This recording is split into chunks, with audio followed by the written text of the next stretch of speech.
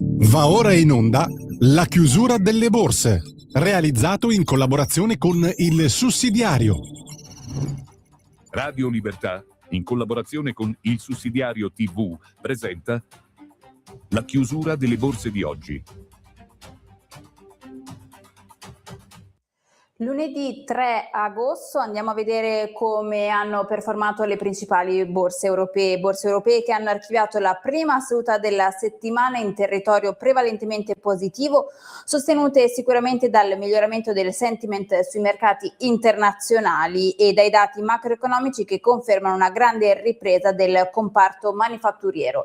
Andiamo a vedere in particolare Piazza Affari. Piazza Affari si è distinta tra i listini del vecchio continente con il FTSE MIB in rialzo di circa l'1,2%, mentre Francoforte ha registrato un progresso ancora più marcato, più cauta invece Londra, che ha chiuso leggermente sotto la parità. Sul fronte macroeconomico i riflettori erano puntati sugli indici PMI manifatturieri di luglio. Nell'Eurozona infatti l'indice si è attestato a 51,9 punti, confermando il ritorno in area di espansione dell'attività industriale e segnando un miglioramento del settore, anche se restano alcune incognite legate alla domanda nei prossimi mesi. Anche il dato italiano ha evidenziato un rafforzamento del comparto manifatturiero, alimentando un clima di maggiore fiducia tra gli investitori. Sul mercato obbligazionario invece lo spread, quindi il differenziale tra BTP e Bund decennali, si è mantenuto intorno agli 80 punti base, su livelli contenuti che continuano a riflettere una percezione di rischio stabile sul debito italiano.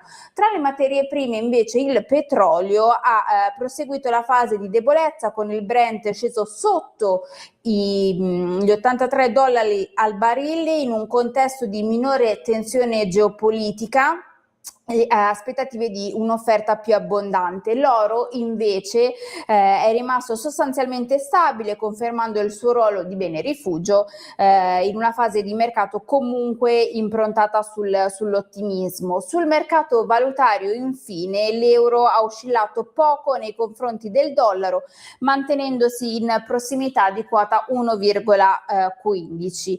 Andiamo a vedere però ancora più nel dettaglio Piazza Affari. Piazza Affari, gli acquisti hanno premiato soprattutto Diasorin, Brunello Cucinelli e Avio, protagonisti della seduta grazie a performance brillanti. Invece in coda al listino si collocano Eni, Tenaris e Prysmian, penalizzati in particolare dalla flessione del comparto energetico e delle materie prime. Grazie per essere stati con noi e buona serata. Avete ascoltato La chiusura delle borse, realizzato in collaborazione